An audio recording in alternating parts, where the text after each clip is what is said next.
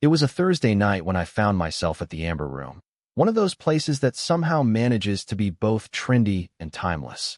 The lighting was dim enough to hide the shadows under my eyes, but warm enough to make everyone look like they had a story worth hearing. I hadn't planned on going out that night, but after finalizing my divorce papers earlier that day, I felt a strange mix of emptiness and liberation that demanded some kind of acknowledgement. Not a celebration, exactly, but something to mark the end of 7 years that had started with such promise and ended with such quiet disappointment. I chose a seat at the far end of the bar, away from the clusters of friends and colleagues unwinding after work. The polished mahogany counter reflected the amber lights hanging above, creating little pools of gold that seemed to ripple whenever someone set down a glass.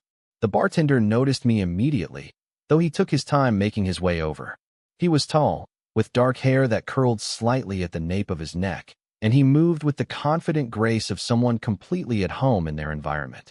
His eyes were what caught my attention first, a deep blue that seemed almost violet in the bar's lighting, and they held mine for just a moment longer than necessary as he approached.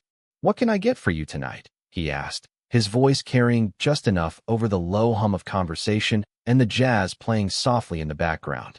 I hesitated, suddenly unsure. My usual drink was something my ex and I had discovered together on our honeymoon, and tonight it felt wrong somehow. "I'm not sure," I admitted. "Something new, maybe. What would you recommend for someone looking to turn a page?" A slight smile curved his lips, and he tilted his head, studying me with unexpected intensity. "That depends on what chapter you're leaving behind," he replied, "and what kind of story you're hoping to start." There was something in the way he said it that made me feel seen in a way I hadn't in years. Not the polite visibility of daily interactions, but something deeper, as if he could read the weight I'd been carrying and was genuinely curious about it. I found myself telling him about the divorce, not in the rehearsed, sanitized way I'd been explaining it to friends and family, but with a raw honesty that surprised me.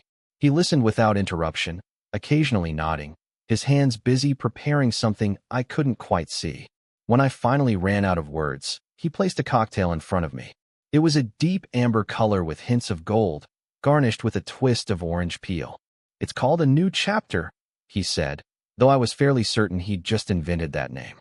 Bourbon for strength, amaretto for sweetness, and a touch of bitters because every good story needs some complexity. I took a sip and felt the flavors unfold, warm, rich, with unexpected notes that evolved as they lingered. It was perfect, somehow both comforting and exciting. "This is incredible," I said, genuinely impressed. "You have a real talent." "Making drinks is easy," he replied, wiping down the counter with a cloth. "Figuring out what people really need, that's the art." He introduced himself as Liam, and as the evening progressed, he would return to my corner of the bar between serving other customers, each time picking up our conversation as if there had been no interruption. The bar gradually filled around me, the Thursday night crowd growing more animated. There was a birthday celebration at one of the high tables, a group of women in their 30s toasting their friend with colorful cocktails. Near the window, a couple was clearly on a first date, their body language a careful dance of interest and caution. An older man sat 3 stools down from me, nursing what looked like a whiskey neat, his wedding ring occasionally catching the light as he turned his glass. I found myself noticing these details with unusual clarity, as if the evening had sharpened my senses.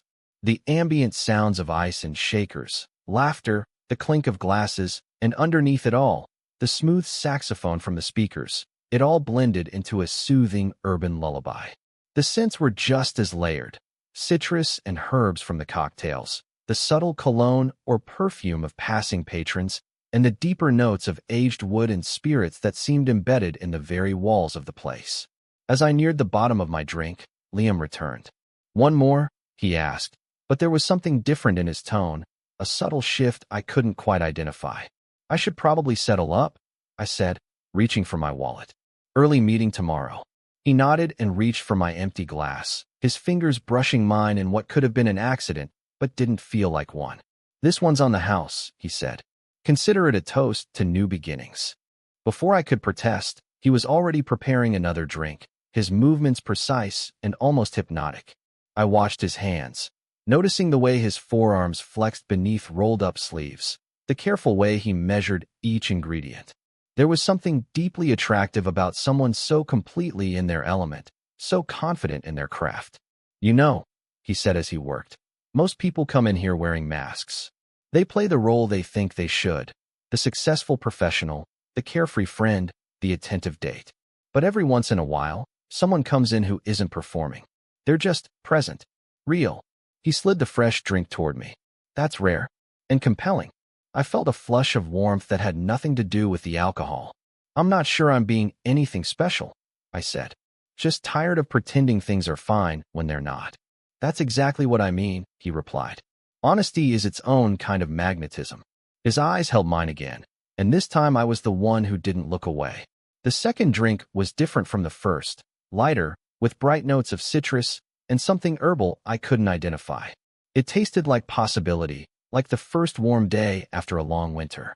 We continued talking as I sipped it, the conversation flowing easily between personal revelations and light-hearted observations. He told me about his journey to becoming a bartender, how he'd left a corporate job that was slowly crushing his spirit, how he'd found unexpected fulfillment in creating experiences rather than just products or services.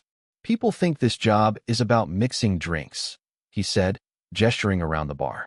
But it's really about creating moments. Everyone who comes through that door is looking for something. Escape, connection, celebration, solace. My job is to figure out what that is and help them find it, even if just for an hour or two. And what am I looking for? I asked, surprising myself with my boldness. He smiled, a slow, thoughtful expression that transformed his face. I think you're looking for proof that you can still feel something genuine. That under all the disappointment and the practical concerns of ending a marriage, there's still a part of you that can be stirred, surprised, awakened. His insight was so accurate, it left me momentarily speechless. The bar had grown busier around us, but it felt as if we were in our own bubble of quiet intimacy. A group of newcomers called for his attention, and he held up a finger in acknowledgement before turning back to me. I'll be right back, he promised, and I watched as he moved down the bar, efficiently taking orders and mixing drinks, occasionally laughing at something a customer said. There was an ease to his interactions, but I noticed that the smile he gave others didn't quite reach his eyes the way it had when he was talking to me. Perhaps I was imagining it, seeing what I wanted to see. As the night progressed, I found myself lingering far longer than I'd intended. My early meeting tomorrow would require an extra cup of coffee, but somehow that didn't seem important. What mattered was this unexpected connection, this feeling of being truly engaged with another person after months of going through the motions. When I finally decided it was time to leave, I pulled out my credit card and placed it on the bar. Liam approached, but instead of taking the card, he gently took my wrist. His touch was warm and sure, his fingers wrapping around my pulse point with a delicate pressure that sent a current of electricity up my arm. I don't want your money, he said quietly, but I would like your number. The directness of it caught me off guard. In the aftermath of my marriage ending, I'd assumed it would be months, maybe years before I felt ready for any kind of romantic interest. Yet here I was, my pulse quickening under his touch, a forgotten excitement blooming in my chest. I'm not sure I'm ready for anything, I said honestly. I'm still figuring out who I am without my marriage defining me. He didn't release my wrist, but his thumb moved in a small, reassuring circle against my skin. I'm not asking for anything defined, he replied. Just the chance to continue this conversation somewhere that isn't my workplace. Maybe over coffee, where I can be the one enjoying a drink someone else has prepared. There was something so refreshingly straightforward about his approach. No games, no pretense, just an honest expression of interest and a clear invitation that I was free to accept or decline. After years of complicated emotional negotiations and the slow, painful dissolution of my marriage, this simplicity was intoxicating. I'd like that, I found myself saying. The coffee, I mean. He smiled then, a genuine expression that crinkled the corners of his eyes. Good. Because as much as I've enjoyed making drinks for you, I think I'd enjoy even more being on the same side of the bar. He released my wrist, but the sensation of his touch lingered. I picked up my phone and we exchanged numbers, the mundane action somehow charged with potential. As I prepared to leave, gathering my coat and bag, he leaned across the bar. You know, he said, some people spend their whole lives never experiencing that moment of recognition, When you meet someone and something inside you just responds. It doesn't have to mean forever. Sometimes it just means right now, this moment, is significant, worth paying attention to.